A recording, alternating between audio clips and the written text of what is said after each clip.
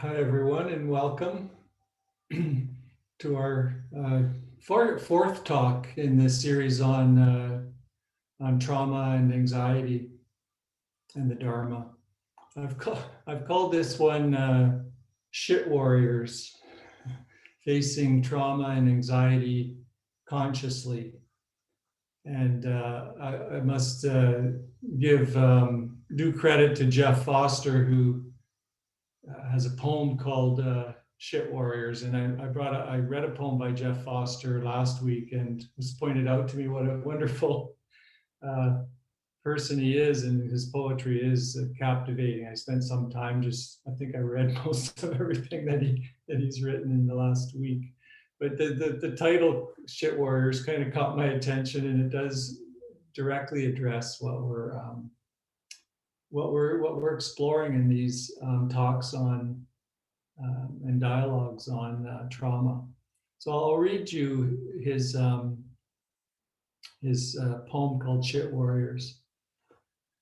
Sometimes, despite our best efforts and intentions, despite your incredible spiritual progress, you just feel like shit.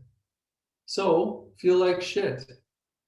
Where's the problem? In actuality, when you dive fearlessly into the heart of that unique experience, feel like shit, but consciously so. Dive in knowingly and discover that feeling like shit can be the most spiritual feeling of all, a fresh and much misunderstood gateway to grace, as sacred as the most profound joy, as alive as the creation of a universe. No self-pity, no drama, no justifications, no seeking, just a raw, broken, open heart, a fresh wound reopened in love, and no desire to escape it at all. You forge a new spirituality with your courage to remain in that broken place, infusing the sadness with your brilliant light. Perhaps this will save the world. Brothers and sisters courageous enough to feel like shit consciously without numbing themselves or turning away from the pain. Warriors of shit. Sht Warriors. Let's start a revolution. So that's Jeff Foster.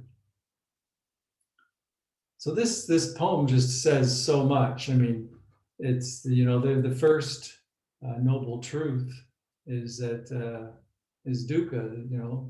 Shit happens, and there's another way that it's been put by some people that it's unavoidable to have pain, and difficulties in our lives as human beings. So sometimes shit happens. So no matter what we do or how spiritually developed we are, the stuff does happen. And this recognition is tremendously freeing. I've said this when we did the Four Noble Truths. Just that realization that stuff does go wrong. Pain and difficulties, discomfort is all part of being human. It's unavoidable. That shit happens, and realizing that can be very freeing, because when something does happen, oh, there it is. There's that inevitable dukkha that the Buddha talked about. So once we accept that shit happens, we can relate to it and not from it. We can relate to it and not be controlled by it. And so how do we relate to shit? How do we relate to the shit that arises based on trauma, past memories of trauma? How do we relate to the shit that's arising due to COVID anxiety that's impacting us all? And I would say that not knowing how to relate to shit in our lives is at the root of much of our suffering. I really have found that in my practice. So when shit arises, Often we move to try to control, right? So we jump into the mind and we try to control what's arising. Or we want to withdraw from it, try to push it away or draw ourselves away, rather than directly feeling it, rather than feeling whatever the discomfort or tension, pain might be, whether that be physical, emotional, psychological. And often the worst of our shit is based on fear, not wanting something to happen in the future. So we can be aware of that. Oh, this is just something that's not even happened. It's just being created in the mind, a potential for shit to happen. And a lot is based on wanting the present moment to be different. We're constantly struggling with the present moment. So can we just be? I mean, that's a question to explore with our Dharma practice. Can we feel like shit? Can we be consciously feeling it? Be mindful of it, get to know it. How's the sound quality, folks? Is it good? Thumbs up, okay. I just had somebody chat saying I'm breaking up, but sometimes it's at the listener's end. You're not as loud as you used to be. Oh, okay. Yeah. I wonder what. I'll turn off my video, maybe that'll help. Yeah, I'm using the same speaker. Maybe I'll sit forward a bit. Yeah, so consciously feeling, being mindful, getting to know our pain and discomfort. And we might discover that feeling shitty can be one of the most spiritual things of all. Which is pointed out by Jeff Foster in that poem. It can be a grace or a doorway to our true nature. You can enter your true nature as you align with reality, as you align with the reality of that broken place. Right? That's the reality of the moment, and you're aligning with the moment. And if the moment is shit arising, then you're simply aligning with reality, aligning with the moment, remaining in the broken place and letting the light shine through. The Leonard Cohen line from his poem Anthem that I shared before. There's a crack in everything. That's how the light gets in. People heard that song, the Leonard Cohen anthem. So I know this goes against, it goes against our familiar patterning, right? Our habits, the way we're, the patterns of mind that we're habituated to, and it can seem even scary, particularly with people that have experienced past trauma, have traumatic memories. It can seem scary, and just thinking about that can actually, a sense of panic can almost rise up. If you think about even doing that, just the thought of it can bring a sense of panic. And I've said in the past in this practice to titrate how we enter in and to be gentle and to be self-compassionate. And I'll reiterate that sense of the practice. So today I'm kind of pushing a little more to get all of us to approach the shit Whereas, before last week, we really talked about bringing self-compassion and being gentle. So it's that balance, right? And using your internal wisdom, intelligence and trusting that internal wisdom and intelligence to know what's appropriate for you in any moment. But the invitation is, even if it feels scary, is to do it anyway. Do it as an experiment. Explore your edge, in other words, like the way you explore an edge in yoga. We spoke about that in a past session, that you're kind of going up to that, when you do a movement in yoga, the skilled instructor will invite you to do the movement as far as you start to feel something. You don't want to go as far until you feel pain. You just kind of go to that edge and you kind of breathe into that edge. You get to know that edge of your movement. You just kind of dwell there. And then you come out of it. So this is kind of what the invitation here is to explore the shit. Just kind of go to the edge and explore the edge of it. What we're doing here is we're letting go of our resistance, right? We're letting go of the resistance to what's arising, to the shit, to the discomfort, to the pain, the emotional turmoil, psychological turmoil. We're letting go of the resistance to it happening, even what we might think is going to be unbearable shit.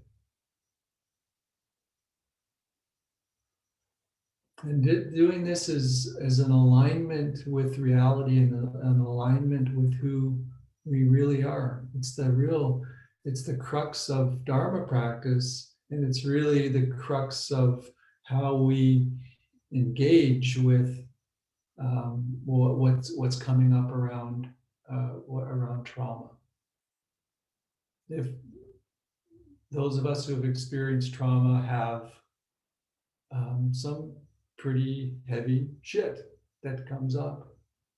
These are broken places that we touch into, that we allow, that we can see and be with.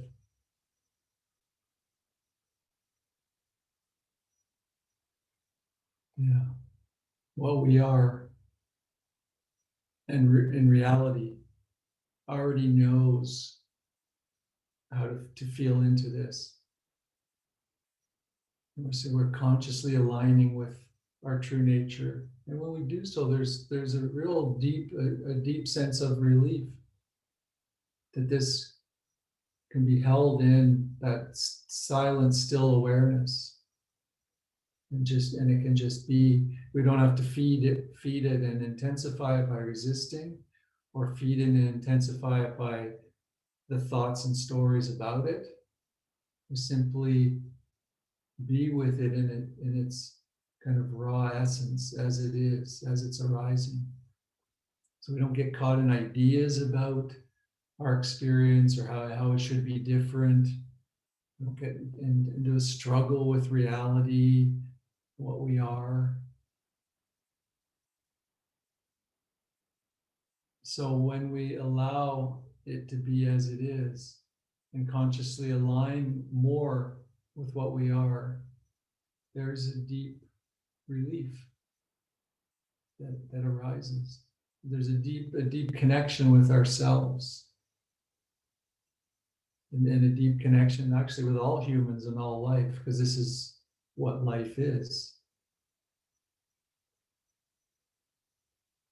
I want to play a video, another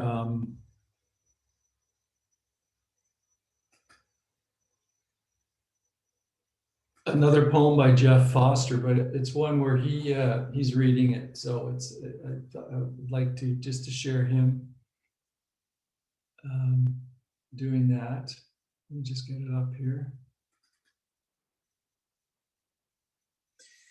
Hello, friends. Okay. So I'm going to share the screen.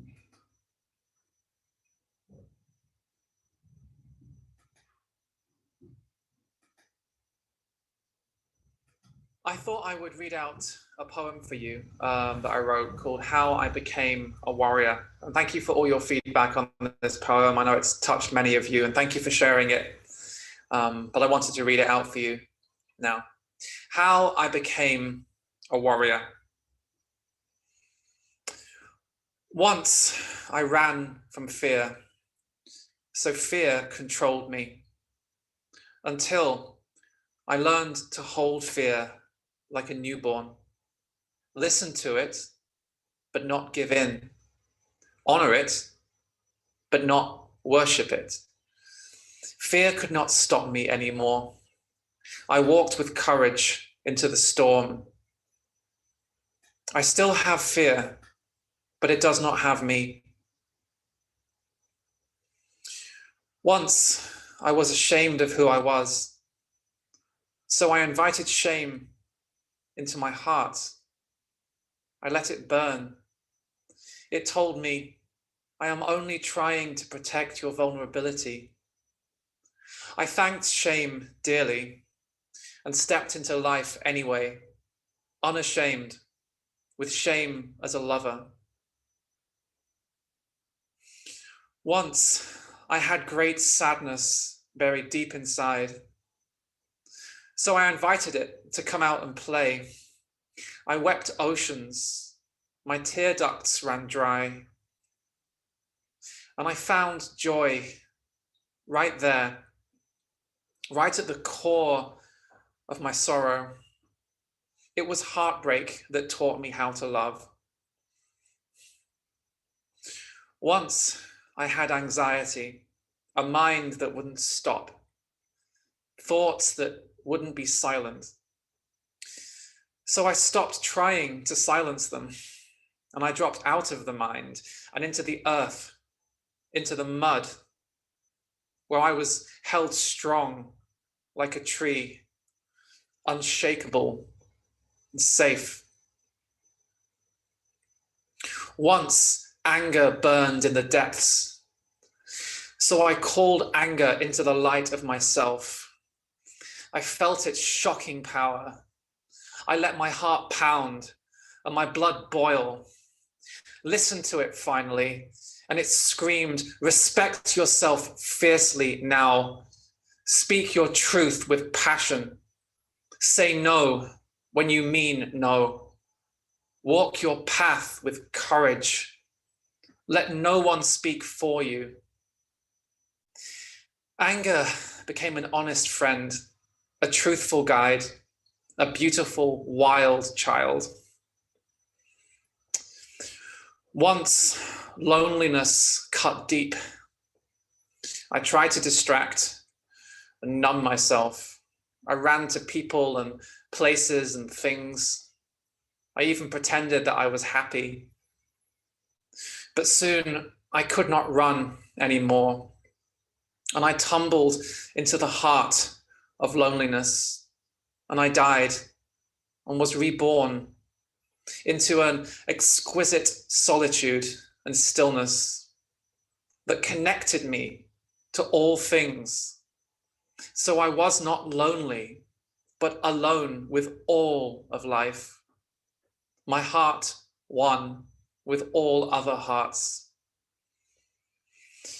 Once I ran from difficult feelings. Now they are my advisors, confidants, friends, and they all have a home in me, and they all belong and have dignity.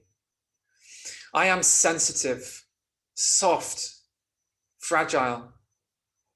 My arms wrapped around all my inner children, and in my sensitivity, power, and in my fragility, an unshakable presence.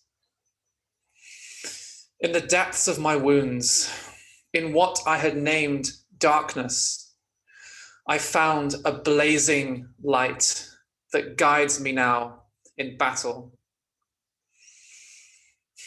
I became a warrior when I turned towards myself and started listening. Thank you so much.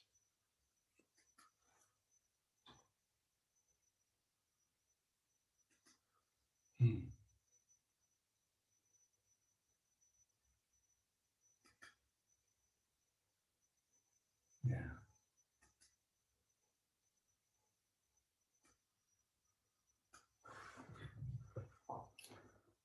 So I'd be interested in hearing what came up for you folks as you heard that poem. Something that resonated for me was, it was heartbreak that taught me how to love. Wow. I like that.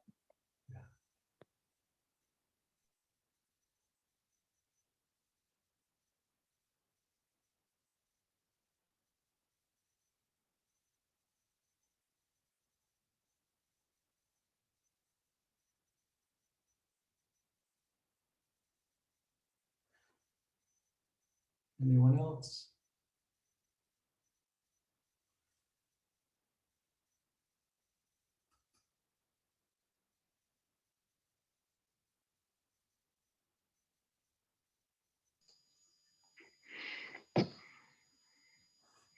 This was incredibly powerful, and I can relate to all the emotions that he expressed.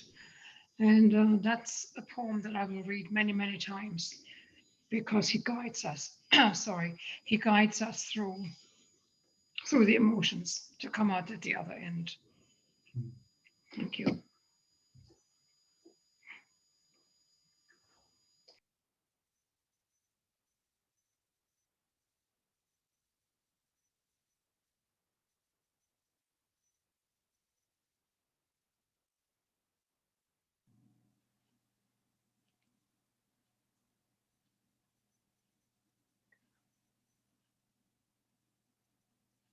Yes, I really thought that that poem was based in reality, and it made the positive out of those hardships.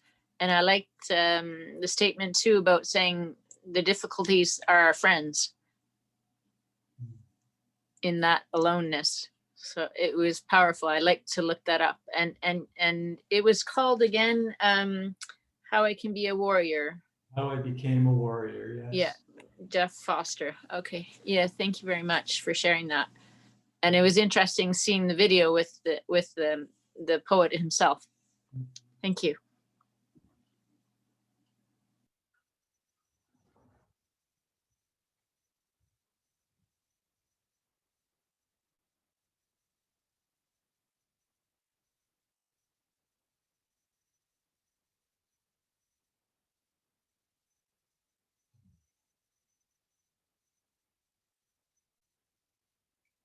The sentence that grabs me is well, all the as you said, all the ways that he comes here by allowing all these, all this shit or difficult emotions, difficult situations. He sees how it's a grace when he allows it rather than resists it. And he says, I still have fear, but fear does not have me. So it's not like it ends. It's just, it doesn't rule us. It doesn't have us. It doesn't control us. It simply is part of life and can be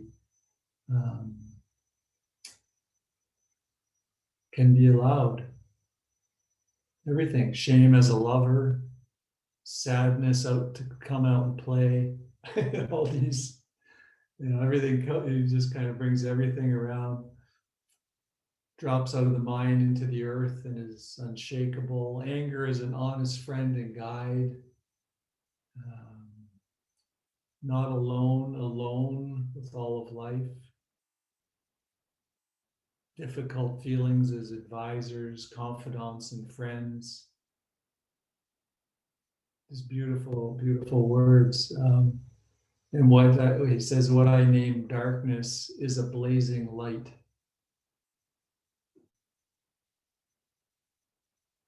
So that's the invitation of this practice, and and the invitation kind of turn towards ourselves and start listening.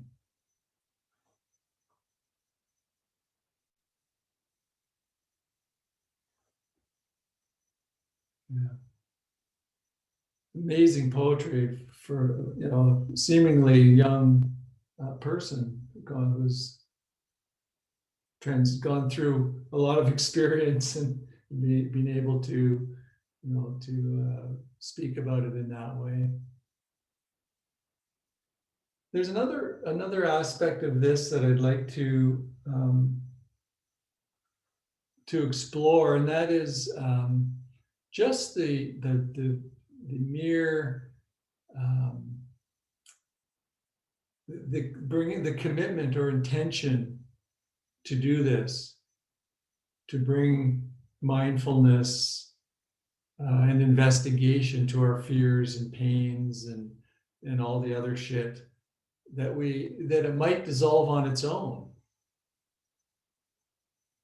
So there's another experiment. Just that intention. Sometimes you don't even bring awareness. It's dissolved when you kind of get there. The willingness to face it, in other words, often leads to the end of it. There's a real power in that intention and willingness to face, to allow, to bring mindfulness to it, to allow it to come into still awareness. So when we're not afraid of it and resisting it and struggling with it, it often softens, dissolves, and even disappears, perhaps. There's to give you a personal story about this. When I was on retreat in India, and we were practicing. It was a primarily yoga retreat. We were practicing yoga 5 to 6 hours per day, which is a very powerful practice. I started after some time of this, perhaps a month or so, I started to notice, I'd never done yoga 5 or 6 hours a day, 7 days a week for a month, right? It's quite an immersion in the practice. I started to notice some contractions and around my heart, even a sense of pain in the heart space and nausea arising when I was doing the practice. And this just happened, it just arose. And I noticed when I didn't practice, the contractions and nausea went away. So the mind basically concluded, well, don't practice because this is what's going to happen, right? So I didn't practice for some days.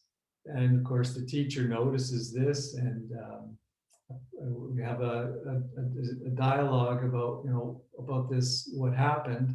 And he says, well, how are you relating to this nausea, pain in the chest, contractions in the chest? How are you relating to it? And in that moment,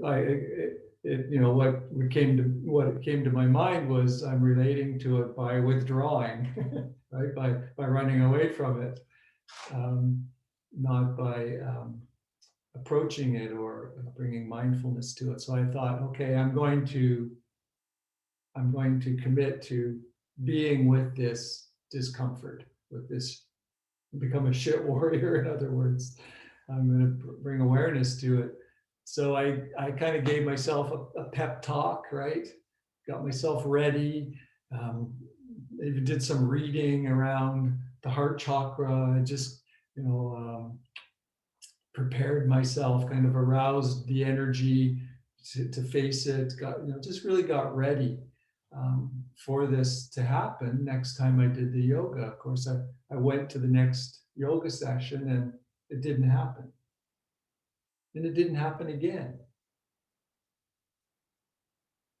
And this is just the willingness to bring awareness to it, allowed it to disappear. There's something about being open to facing our pain and our fears that can lead to its evaporation. So again, it's an experiment for you to see what happens, right? It's to see if this it happens in your experience.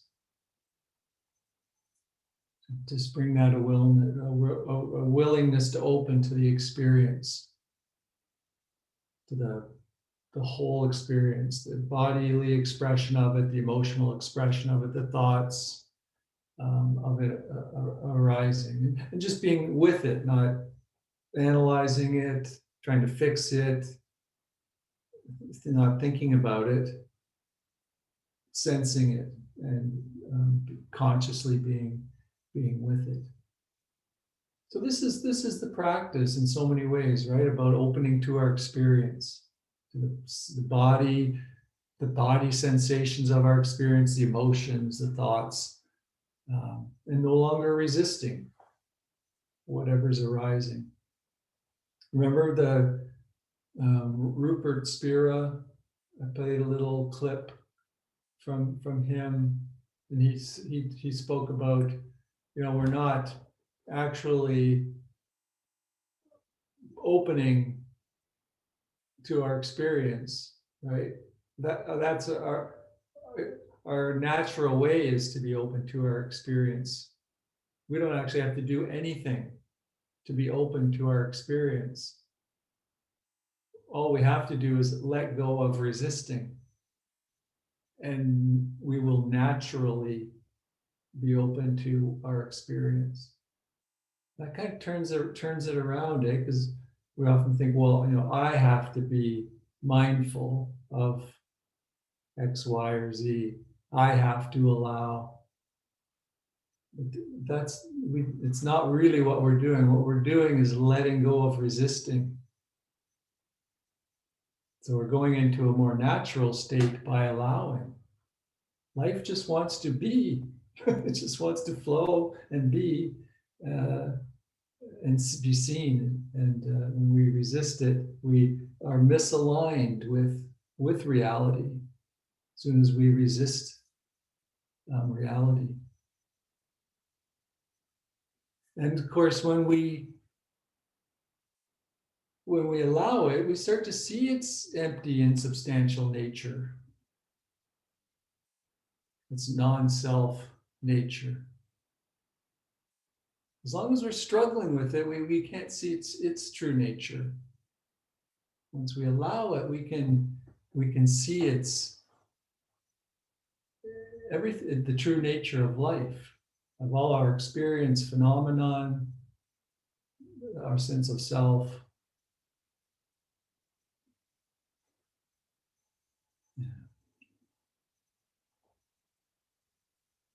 And it's at these edges that our fears really show themselves. You could say that we're staying at the edge. It's where we start to sense into these broken places that the light can shine through. I have another poem that I'd like to share. And I was going to read it, but I so enjoyed having Jeff Foster read his poem. But I found somebody else reading, so it's not the poet reading it, it's somebody else. And the way he read it really kind of captured my attention, and it just gave it a way of the way that he put it. So the poem is called Call It Fear. That's the title, Call It Fear. And the poet is Joy Harjo, Harjo. And she's a Muskogee Nation, First Nations member. She's also an author, poet, performer, educator, a United States poet laureate as well. So I'm going to bring up this poem being read by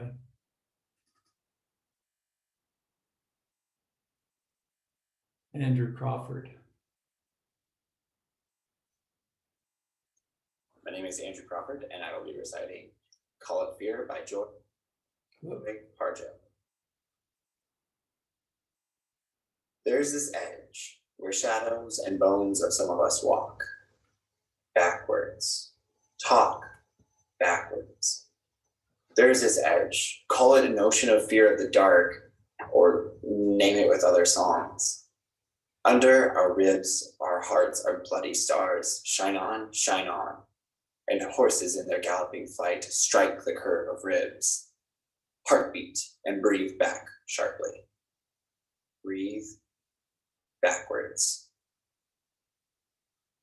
There was this edge within me. I saw it once, an August Sunday morning when the heat hadn't left this earth, and Good Luck sat sleeping next to me in the truck. We had never broken through the edge of the singing at 4 a.m. We had only wanted to talk, to hear any other voice to stay alive with. And there was this edge. Not the drop of sandy rock cliff, bones of volcanic earth into Albuquerque, not that, but a string of shadow horses, kicking and pulling me out of my belly, not into the Rio Grande, but into the music barely coming through. Sunday church singing, from the radio, battery worn down, but the voices talking backwards.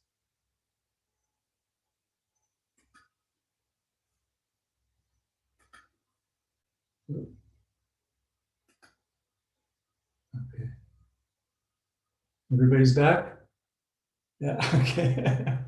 I didn't click stop sharing and somehow it stopped sharing. Okay, good. Yeah, so there's this edge, call it an ocean or a fear of the dark, or name it with other songs. So she's really talking about this going to the edge of our comfort zone. Right? Who's it? Oh, a Dharma teacher somewhere said this. I can't remember who, but no one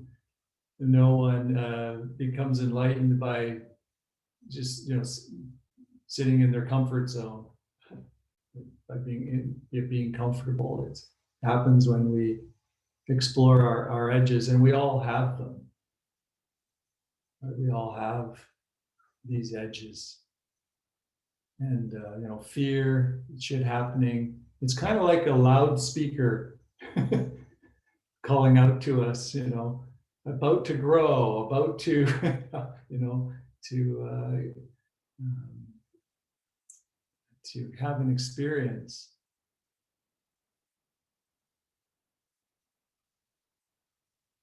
About to grow. So when we open to the difficulties, to our discomfort, fears, pain, and not identify with what's happening, right? We're not identifying with it happening to us self. We begin to also have this deep sense of selflessness. That we're not in control. That we don't have to be in control. We can let go of that. That is so freeing.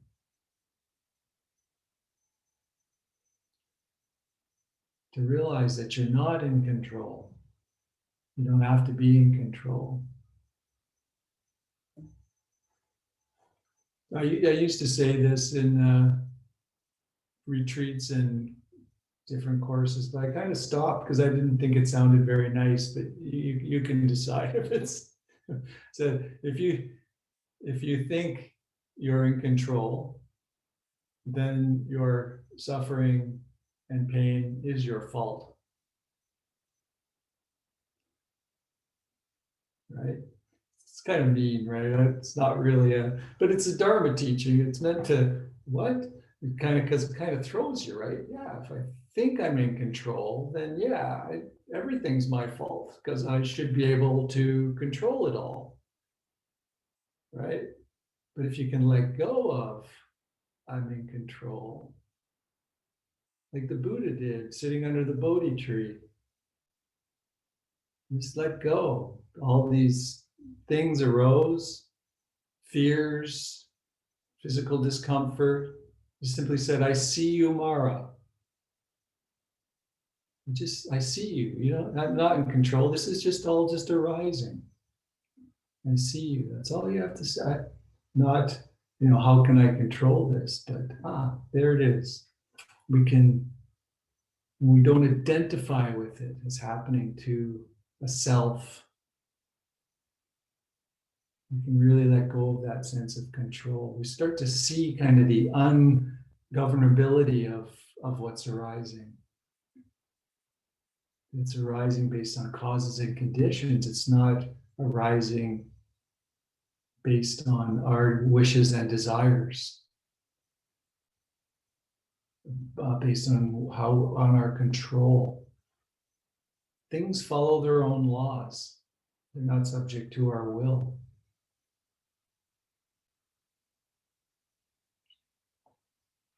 So practice can really be seen, and practicing with trauma can really be seen as training for not being caught by our shit. Still gonna have shit no matter what, right?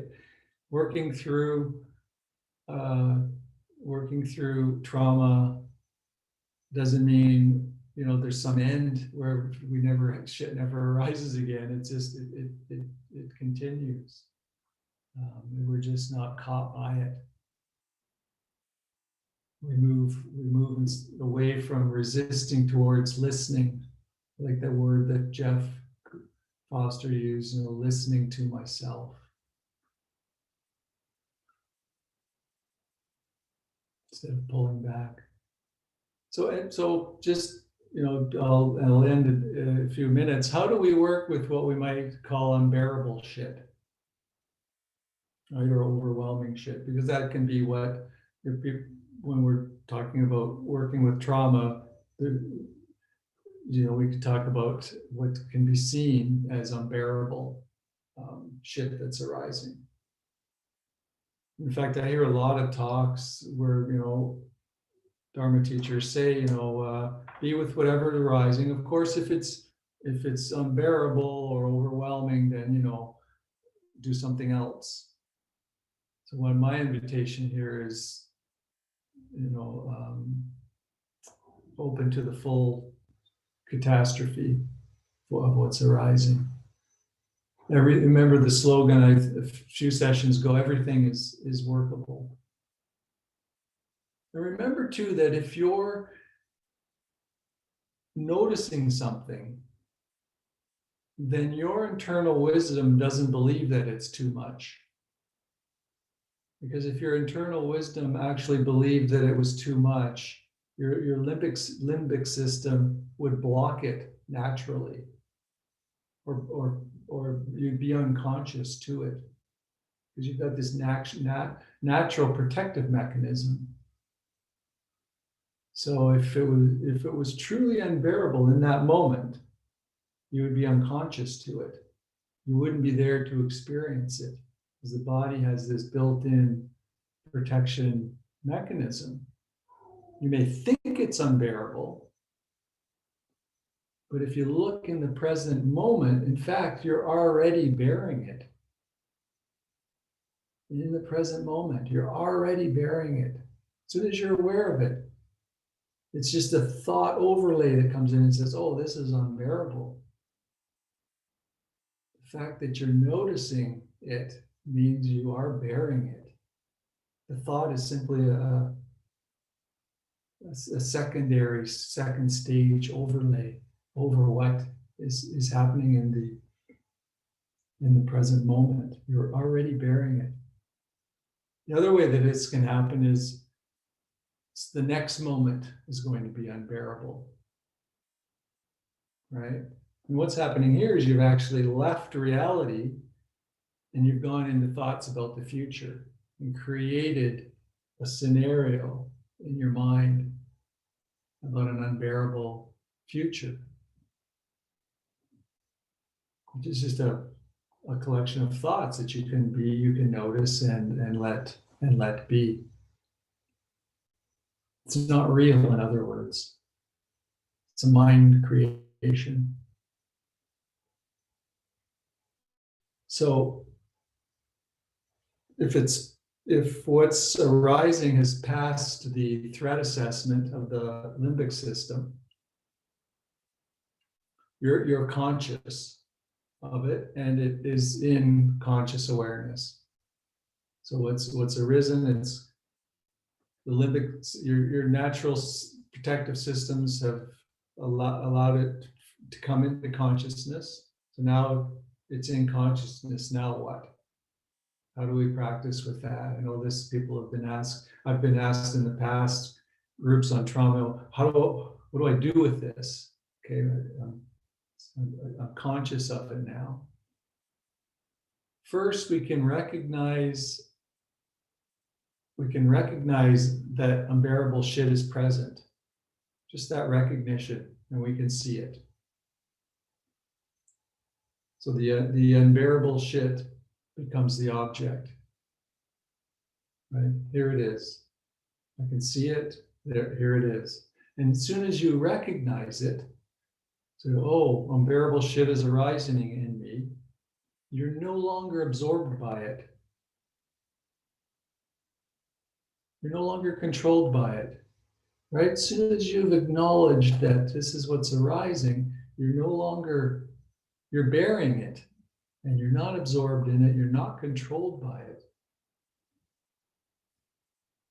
And you become slightly less identified with it in the process.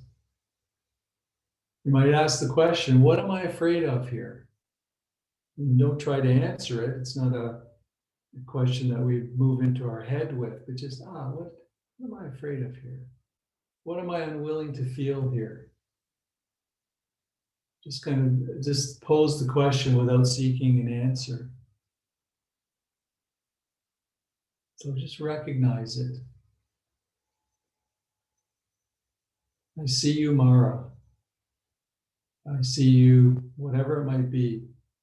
It's that the thought, the mind has said is unbearable. You're bearing it, you can see it, you can recognize it.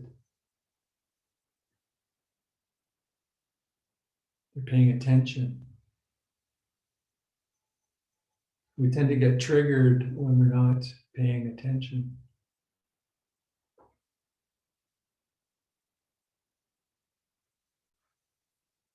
And of course, if you can dip your toe into this, I always, we're bringing self-compassion to this practice. So if it becomes overwhelming in some way, you can use your internal wisdom and intelligence to back off. Go to another object, perhaps sound or your breath. Your breath in the belly or your feet on the floor. For people with trauma, those are three wonderful alternative objects. Your feet on the floor, butt on the cushion, just that grounding. Sounds in the environment. Or your breath. So if you're bringing attention to it deliberately, next, look at your attitude. Is there any aversion present? And if you notice some aversion, is the aversion strengthening it?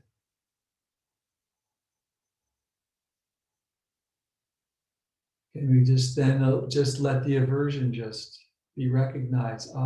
There's aversion arising in me. So our job is to kind of let all this, to sift through all this, and to let it in to let it in through the cracks, let it explore it at the edge and not block it. So we kind of see it as it is. We can, somebody said we can right size it rather than supersize it. I like that. So we tend to supersize our shit, right? We make like a, you know, I guess that's a, when you get food at some fast food places, you can supersize everything, make it bigger and bigger. For $1, you can get, I don't know, 50 ounces of a soft drink or something, and more fries than a family of 4 should probably eat. But you can do that with our pain and difficulties and shit as well. We can supersize it by resisting and pushing away and blocking. And so this is an invitation to right size it. Just be with it as it is. So notice if your aversion is strengthening it, and just be with the aversion, no resistance.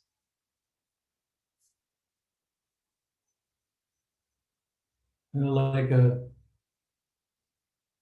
like a tree that lets the wind through its branches during a storm.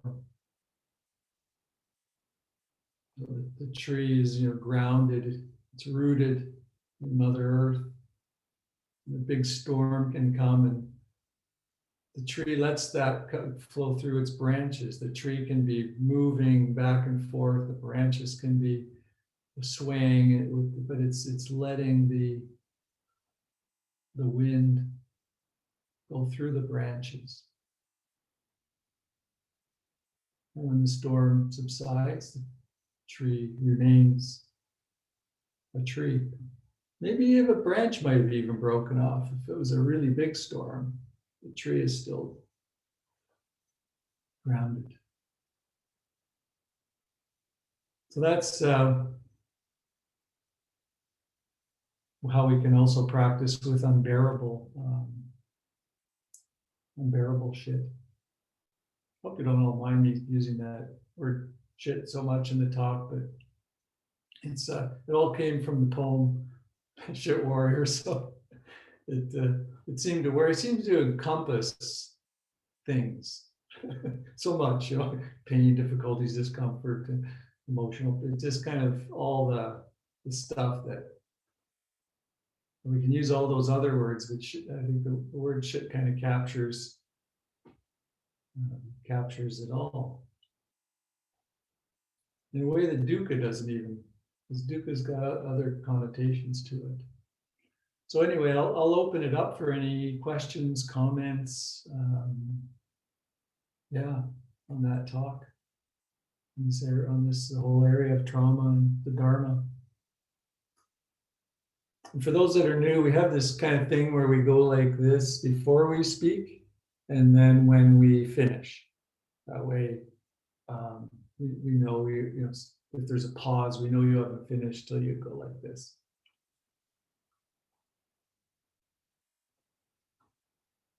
And on Zoom, we know you're going to speak because your little mute button goes off. So that's another way to know.